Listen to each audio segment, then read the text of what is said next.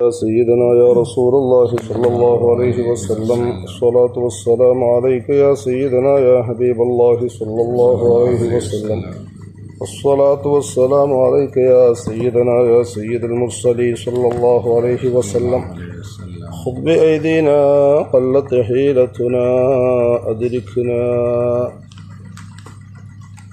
ബഹുമാനികളെ, മയ്യത്തിൻ്റെ കടവുമായി ബന്ധപ്പെട്ട ചർച്ച അവിടെ അവസാനിപ്പിച്ചു. ഇനി മയ്യത്തിൻ്റെ വസീയത്ത് നടപ്പിലാക്കലാണ്. അതിന് ശേഷമാണ് കുളിയൊക്കെ പറയുന്നത്. വസീയത്ത് എന്ന് പറഞ്ഞാൽ മരണാനന്തരം ചെയ്യുന്ന സ്വതക്കയാണ്. മരണാനന്തരം ചെയ്യുന്ന സ്വതക്കക്ക് 3-ാം സ്ഥാനമുള്ളത്. 1-ാം സ്ഥാനം അസ്സദഖത്തു ബിസിഹ, ആരോഗ്യ ടൈമിൽ ചെയ്യുന്ന സ്വതക്കയാണ് ഏറ്റവും പ്രധാനപ്പെട്ടത്. നല്ല ആരോഗ്യമുള്ള, നല്ല പൈസക്കുള്ള നേരം ഉണ്ടാവുമല്ലോ, ആ നേരത്ത് ചെയ്യുന്ന സ്വതക്കയാണ് ഏറ്റവും ശ്രേഷ്ഠമായ സ്വതക്ക. ഇത് പലരും ചിന്തിക്കാറില്ല. എവിടെങ്കിലൊക്കെ പോയാണ്ട് വല്ല ആശുപത്രിയിലൊക്കെ അഡ്മിറ്റായി മറ്റേ സീരിയസ് ആണ് എന്ന് പറയുമ്പോൾ ഉണ്ടാകും ഒരു നെടുവീർപ്പ്, അവിടെ കുറച്ച് മുതലുണ്ട്, ജൈന്ന് കുറച്ചെടുത്തുകാണ്ട് എന്ത് ചെയ്യുക, ഇന്ന ആൾക്ക് കൊടുക്കുക, അതല്ലെങ്കിൽ ഇന്ന സ്ഥാപനത്തിന് കൊടുക്കുക, അതല്ലെങ്കിൽ ഇന്ന പള്ളിപ്പണിക്ക് കൊടുക്കുക. അതല്ല, അത് 2-ാം സ്ഥാനം.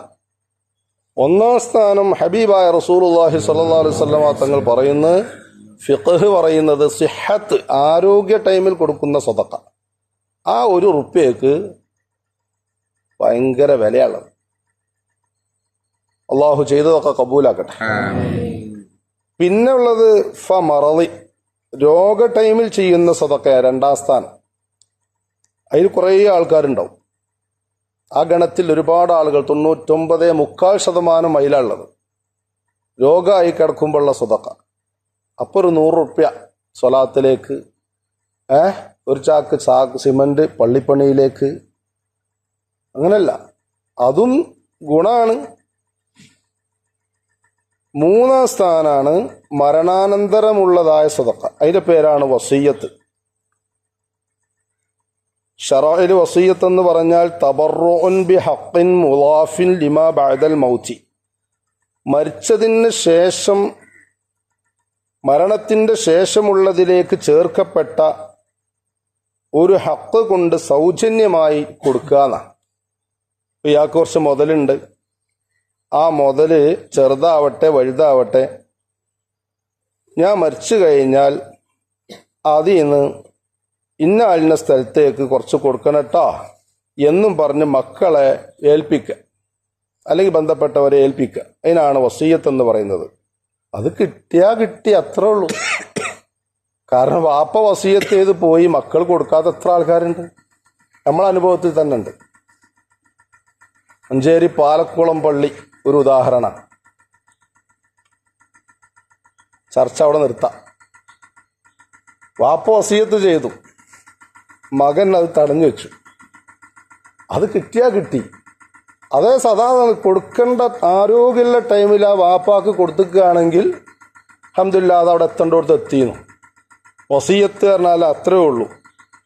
മക്കളെ ഏൽപ്പിച്ചു, പക്ഷെ മക്കളത് പൂഴ്ത്തി വെച്ചു. ബാപ്പ അങ്ങനെ ചെയ്തതിന് എഴുതിയിട്ട് ഇപ്പം എന്താ, നമ്മൾ കൊടുക്കണം എന്നില്ലല്ലോ.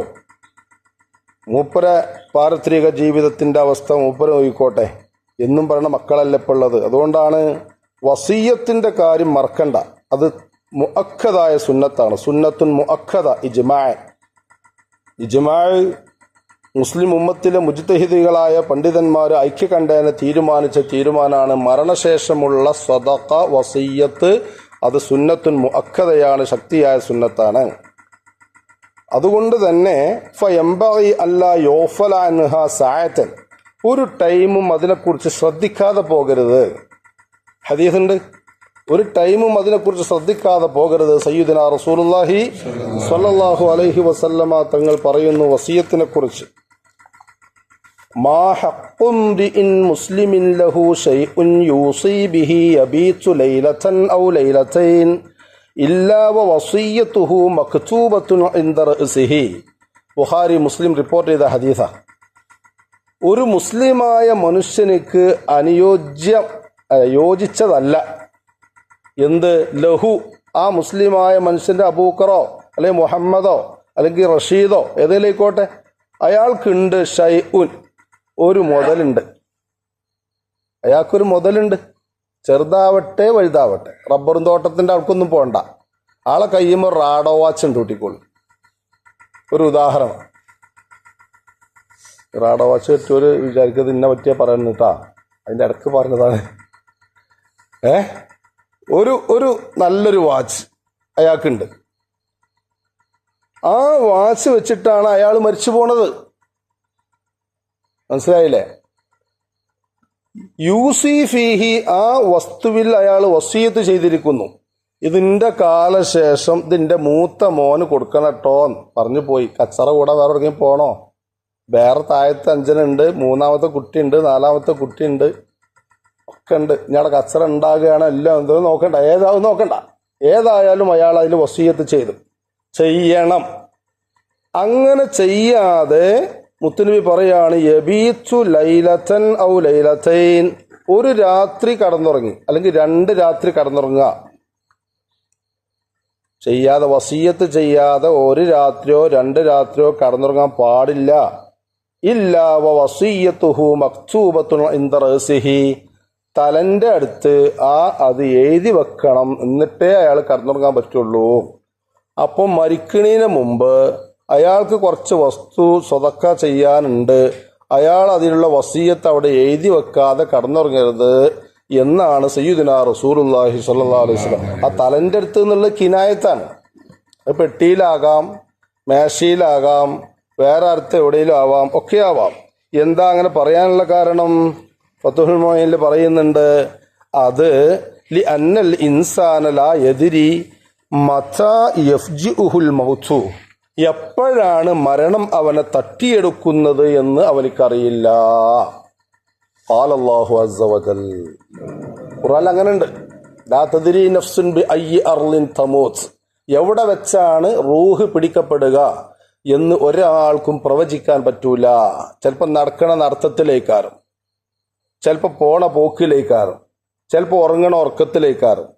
അതുകൊണ്ട് റസൂൽ പറഞ്ഞ ആ എഴുത്ത് അത് അനിവാര്യമാണ്. എഴുതി വെക്കുക, എനിക്ക് ഇത്ര മുതലുണ്ട്, അതിൽ എല്ലാം പാടെ കൊടുക്കരുത്. ഇൻഷാ അല്ലാഹ് നാളത്തെ ക്ലാസ് മുതൽ അങ്ങനെ പറഞ്ഞു എത്രയാണ് കൊടുക്കേണ്ടത്, എത്രയാണ് വസീയത്ത് ചെയ്യേണ്ടത് എന്ന്.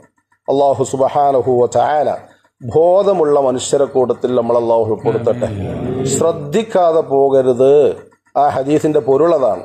ശ്രദ്ധിക്കാതെ കടന്നുറങ്ങരുത്, ഒക്കത്തിനും രേഖകളുണ്ട്. അല്ലാഹുവേ ഞങ്ങളെ പ്രഭാത സമയത്തുള്ളതായ ഈ ചർച്ച നീ അമലും സ്വാലിഹായി കബൂലാക്കണേ അല്ലാഹ്. റഹ്മാനും റഹീമുമായ റബ്ബേ, ഞങ്ങളുടെ എല്ലാ ഹാജാത്തുകളും നീ വീട്ടിൽ തരണേ അല്ലാഹ്.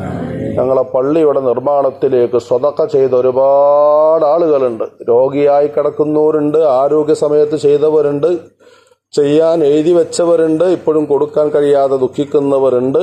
അൽഹംദുലില്ലാ, എല്ലാവർക്കും അതിനുള്ള അർഹിക്കുന്ന പ്രതിഫലം നൽകണേ അല്ലാഹ്. റഹ്മാനായ റബ്ബേ, ഇന്നലെയും ഒരു 25 ചാക്ക് സിമന്റ് നമ്മളെ കാസർകോട്ട് നിന്ന് അയച്ചു തരാമെന്ന് പറഞ്ഞ് വാക്ക് തന്നിട്ടുണ്ട്. അല്ലാഹു തആല അതിന്റെ പൈസ അയാൾ കൊടുക്കുന്നതോടുകൂടെ നീയത്താക്കിയതോടുകൂടെ അദ്ദേഹത്തിന്റെ സ്വതക്ക അല്ലാഹു കബൂലാക്കട്ടെ. അദ്ദേഹത്തിന്റെ വീട്ടിൽ നടക്കാൻ പോകുന്ന മോന്റെ കല്യാണം അല്ലാഹു റാഹത്തിലാക്കി കൊടുക്കട്ടെ. അദ്ദേഹത്തിന്റെ അമലുകളൊക്കെ അല്ലാഹു സ്വീകരിക്കട്ടെ. ഇതുവരെയും നമ്മുടെ പള്ളിയുടെ നിർമ്മാണത്തിന് വേണ്ടി പങ്കെടുത്ത, അതിന്റെ വാതിലുണ്ടാക്കി തന്ന, കട്ടില തന്ന, അതിന് മരം ഏർന്ന, അതിന്റെ പടവിലേക്ക് സഹായിച്ച, സിമെന്റിലേക്ക് സഹായിച്ച, അതിലേക്ക് വേണ്ടുന്ന ഒത്താശകൾ ചെയ്ത ഓരോ പ്രവർത്തനങ്ങളും പടച്ചോനെ നിന്റെ അടുക്കൽ സ്വീകരിക്കുന്ന അമലുകളാക്കി മാറ്റണേ അല്ലാഹ്. നമ്മളെ ശബ്ദം കേട്ടുകൊണ്ട് കിടക്കുന്ന നമ്മളെ ഖബറാളികൾക്ക് അല്ലാഹുവേ ഇതിന്റെ ഫലം എത്തിക്കണേ റഹ്മാനെ. അവരെ ഖബറിലൊക്കെ എന്തെങ്കിലും വല്ല അദാബുകൾ ഉണ്ടെങ്കിൽ നീ ദൂരീകരിക്കണേ അല്ലാഹ്. ബിഹഖ് സയ്യിദിനാ മുസ്തഫ മുഹമ്മദിൻ സല്ലല്ലാഹു അലൈഹി വസല്ലം ഞങ്ങളൊക്കെ ആഖിബത്ത് നന്നാക്കി തരണേ അല്ലാഹ്. കടക്കാരായി ഞങ്ങൾ ആരെയും മരിപ്പിക്കല്ല അല്ലാഹ്. 1 രൂപ കടമുണ്ടെങ്കിൽ അത് ഹക്കാണ്, അത് മറ്റുള്ളവർക്ക് കൊടുത്തിട്ട് ഞങ്ങളെ കൊണ്ടുപോയാൽ മതി അല്ലാഹ്. അതിനുള്ള മാർഗങ്ങൾ നീ തുറന്നു തരണേ അല്ലാഹ്. നമ്മുടെ നാട്ടിലും വിദേശത്തുമുള്ള എല്ലാവരുടെ ജോലിയിലും നീ ബറകാത്തുകൾ ചൊരിയണേ റഹ്മാനെ. പെട്ടെന്നുള്ള മരണം ഞങ്ങൾക്കാർക്കും നൽകല്ല അല്ലാ. പെട്ടെന്ന് മരിച്ചു പോയാൽ ഒരുപാട് ബുദ്ധിമുട്ടുകളാണുള്ളത് റബ്ബേ. അത് നീ കാവൽ നൽകണേ റഹ്മാനെ. റബ്ബനാ തഖബ്ബൽ മിന്നാ ഇന്നക അൻതസ് സമീഉൽ അലീം വതുബ് അലൈനാ ഇന്നക അൻതത് തവ്വാബുർ റഹീം. ആമീൻ ബിറഹ്മതിക യാ അർഹമർ റഹീമീൻ. ബിഫضل സ്വല്ലല്ലാഹു അലാ മുഹമ്മദിൻ സ്വല്ലല്ലാഹു അലൈഹി വസല്ലം. സ്വല്ലല്ലാഹു അലാ മുഹമ്മദ് സ്വല്ലല്ലാഹു അലൈഹി വസല്ലം. അല്ലാഹുമ്മ സ്വല്ലി അലാ മുഹമ്മദ് യാ റബ്ബി സ്വല്ലി അലൈഹി വസല്ലിം. സ്വല്ലി അലാ ജമീഇൽ അംബിയാഇ വൽ മുർസലീൻ. വൽഹംദുലില്ലാഹി റബ്ബിൽ ആലമീൻ.